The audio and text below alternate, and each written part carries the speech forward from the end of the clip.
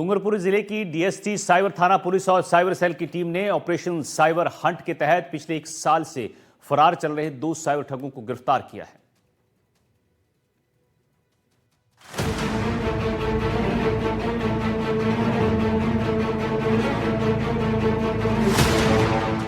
$160 करोड़ की साइबर ठगी, पकड़े गए शातिर ठग, बाराती बनकर पुलिस ने की कार्रवाई, गुजरात से हुई गिरफ्तारी।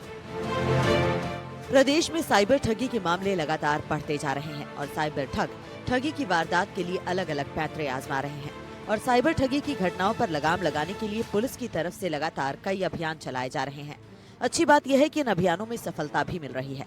इसी कड़ी में डूंगरपुर डीएसटी, साइबर थाना पुलिस और साइबर सेल ने फिल्मी स्टाइल में 2 शातिर अपराधियों को गिरफ्तार किया है। ये आरोपी लोगों को लालच देकर उनके बैंक खातों का इस्तेमाल कर रहे थे। आपको बता दें कि आरोपियों ने 450 खातों को विदेशों में बैठे साइबर ठगों को किराए पर दिया था और इन खातों के जरिए देश भर में करीब 160 करोड़ की ठगी को अंजाम दिया गया है। साइबर ठगी की जांच के दौरान इन आरोपियों के बारे में पुलिस को सूचना मिली। आरोपी कौशल कुमार गुजरात में एक शादी समारोह में जाने वाला था, जिसके बाद साइबर सेल की एक स्पेशल टीम गुजरात रवाना हुई। आरोपी कौशल गुजरात के दाहोद लिमड़ी में एक दोस्त की शादी में पहुंचा था। पुलिसकर्मी भी शेरवानी, सिर पर साफा, पगड़ी पहनकर बारात में पहुंचे। कौशल कुमार को वहां देखते ही पुलिस ने उसे दबोच लिया। कौशल भी अपने साथियों की तरह विदेश भागने की फिराक में था। पूछताछ में उसने इलेश पटेल उर्फ नीलेश कलाल के बारे में बताया। पुलिस ने उसे भी पकड़ लिया। दोनों ने पुलिस को बताया कि देश भर में लोगों को झांसे में लेकर 450 से ज्यादा फर्जी बैंक खाते खुलवाए। बैंक खाते उन्होंने विदेश में बैठे घनश्याम, वरुण और उपेंद्र को दिए। लोगों से 160 करोड़ रुपए से ज्यादा की ठगी की गई। इनके कुछ साथी दुबई और एक साथी जॉर्जिया में है। आरोपी कौशल कुमार एक प्राइवेट बैंक में नौकरी करता था। सार्वजनिक जगहों पर, कॉलेज के सामने और सड़क किनारे कैनोपी लगाकर बैंक खाते खुलवाए। नीलेश कलाल भी बैंक के खाते खुलवाने का ही काम करता था। इसमें सबसे ज्यादा कॉलेज के स्टूडेंट्स के खाते खुलवाए गए, जिनसे बाद में ऑनलाइन फर्जी लेन देन हुआ। अपराधों की रोकथाम हेतु चलाए जा रहे ऑपरेशन साइबर हंट के तहत एक रैकेट का पर्दाफाश किया है और 2 अभियुक्तों को, जिसमें कौशल कुमार निवासी बिछीवाड़ा व इलेश कलाल निवासी सागवाड़ा को गिरफ्तार किया गया है। ये दोनों साइबर अपराधी अपने अन्य साथियों के साथ मिलकर के भोले भाले लोगों को लालच दे करके उनका अकाउंट खुलवाते थे और उन बैंक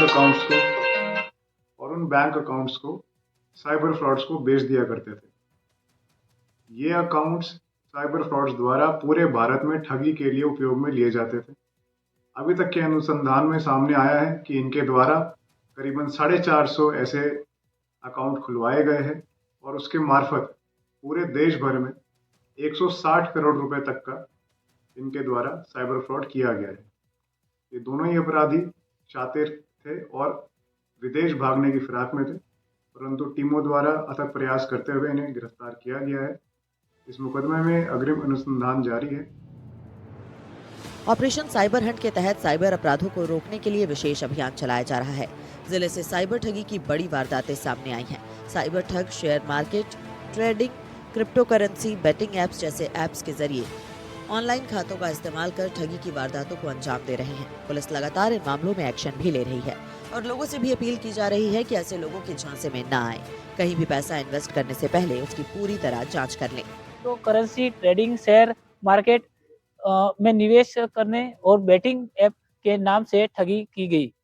राशि इन खातों में करवाते थे ट्रांसफर। मामले में इस से पहले 2 साइबर ठगों को हो चुकी है गिरफ्तारी। दुबई में बैठकर साइबर ठगी के करने वाले गिरोह के साथ मिलकर करते थे काम। बासिया निवासी एक व्यक्ति के खाते में आए थे फ्रॉड के 81 लाख की राशि। इसके बाद पूरे मामले का हुआ था खुलासा। परवेश जैन, एनडीटीवी राजस्थान, डूंगरपुर।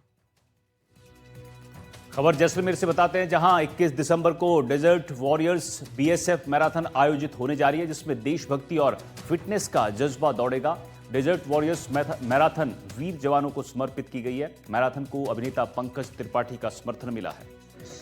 और 21 दिसंबर को जैसलमेर में बीएसएफ बॉर्डर सिक्योरिटी फोर्स सीमा सुरक्षा प्रहरियों के द्वारा मैराथन का आयोजन हो रहा है। मेरी शुभकामनाएं हैं सभी प्रतिभागियों को, सभी दौड़ने वाले नौजवानों को, लोगों को और रन फॉर यूनिटी। सो आप दौड़ें और हम सबको भी ऊर्जा से भर दें।